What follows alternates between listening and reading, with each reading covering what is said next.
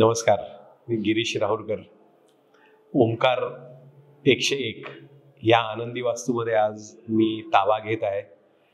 या ॲक्च्युली आज मला काय बोलायचं हे समजत नाही, कारण ही वास्तू घेणं हा एक माझ्याकरता विलक्षण अनुभव आहे. म्हणजे आयुष्यात योगायोग कसा येऊ शकतो हे जर का असेल ना, तर ही वास्तू आहे माझ्याकरता आणि माझ्या फॅमिलीकरता.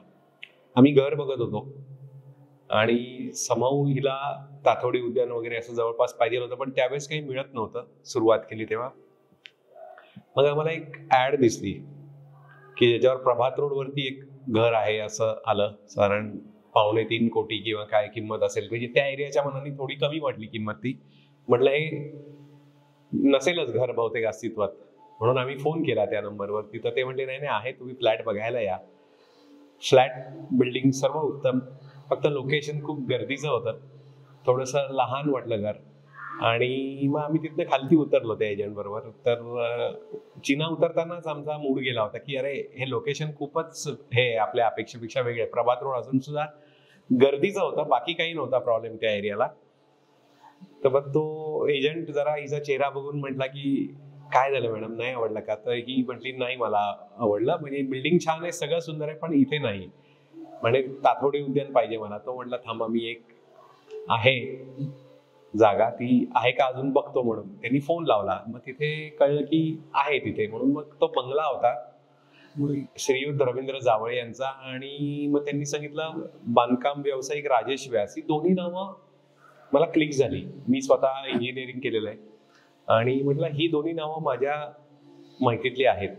फक्त एवढा योगायोग येईल की माझे मित्र आहेत हे मला पहिले वाटलं नाही. मग मी त्या एजंटला विचारलं, म्हणजे त्यांचं ऑफिस कुठे आहे? तर ते म्हटले पौड रोडवर आहेत.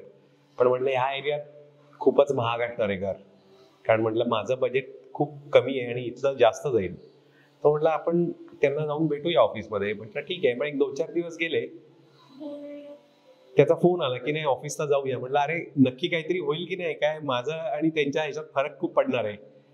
तर तो म्हटलं आपण जाऊ तर या. मग तिथे आम्ही गेलो. तिथे ईशान आणि प्रणव यांची भेट झाली आमची. सो दोघांना हे केलं आणि मग सुरुवात झाली. माझं बजेट हे ते करत आम्ही कुठेतरी एका आकड्यावरती यायचा प्रयत्न करत होतो. मग मी त्यांना म्हटलं की तुमच्या सरांचं हे आहेत का आज वगैरे, त्यांना विचारा की असेच ते होते का. मग सरांना त्यांनी सांगितल्यावरती सर आले, अरे गिरीश करत. म्हणजे आम्ही कॉलेज सुटल्यानंतर पहिल्यांदा भेटलो. आम्ही 89 पास आउट आहोत. त्याच्यानंतर आम्ही पहिल्यांदा भेटलो 2023 मध्ये, आफ्टर सो मेनी इयर्स. आणि आम्हाला एकदम भारी वाटलं. तेव्हाच म्हटलं की आता हे मला डील सील करण्याचे पर्याय नव्हता. मग मी राजेशला विचारलं की म्हटलं जे ओनर आहे रवींद्र जावळे ते आपल्या वयाचे आहेत का? तो म्हटला हो. म्हटलं एकदा फोन लावून विचार भारतीला होते का ते.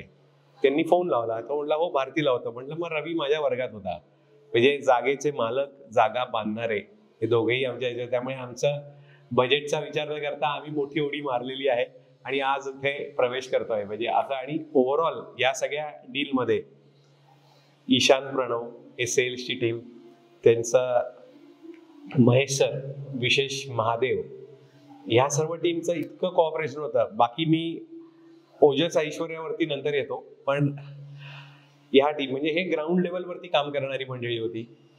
मला ते म्हटले अरे हे घर होतंय. मग म्हटलं अरे लोन होणार नाही, माझ्याकडे एवढे पैसे नाहीत.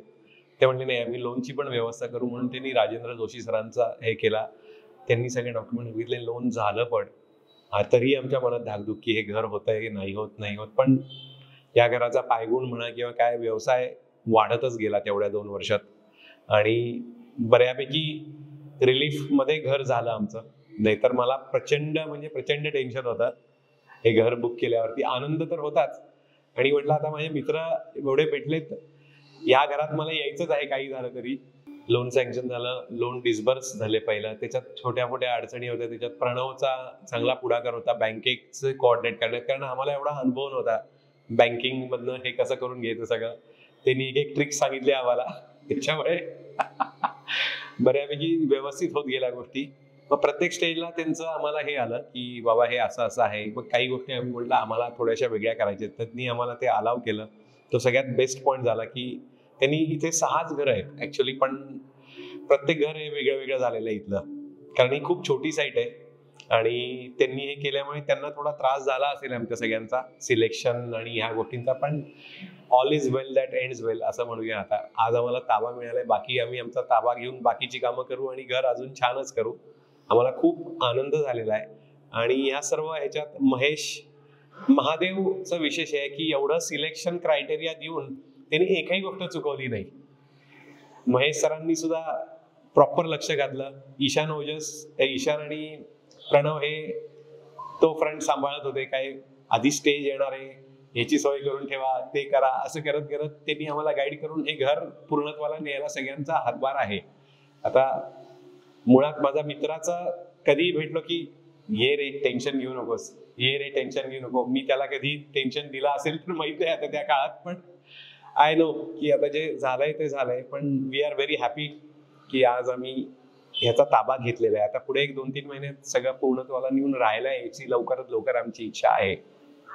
सो आनंदी वास्तूमध्ये येतोय असं मला वाटतंय आज. आणि सगळ्यात दुसरा छान पार्ट आहे की माझा मित्र, त्याचे 2 मुलं, म्हणजे 6 पैकी 3 घरं त्यांची, 2 व्यक्ती अजून पुराणिक म्हणून आहेत, जे आमचे सगळ्यांचे संबंध चांगले झाले. सो आम्ही छान पॉझिटिव्ह नोटवरती इथे राहायला येणार आहोत. आणि आता हा बहुतेक आमचा शेवटचा घर आहे म्हणजे आमच्या वयाचं बघता. सो फायनल हे म्हणून आम्ही इथेच राहणार असं दिसतंय. बघूया काय होतंय ते. थँक्यू. आणि सर्व टीमचं परत एकदा अभिनंदन. व्यासच्या, ओजस, ऐश्वर्य असेल, प्रणव, ईशान, महेश, महादेव आणि राजेश यांनी एकदम मेटिक्युलस अरेंजमेंट सगळ्या गोष्टींच्या केल्या पहिल्या दिवसापासून. So very good experience.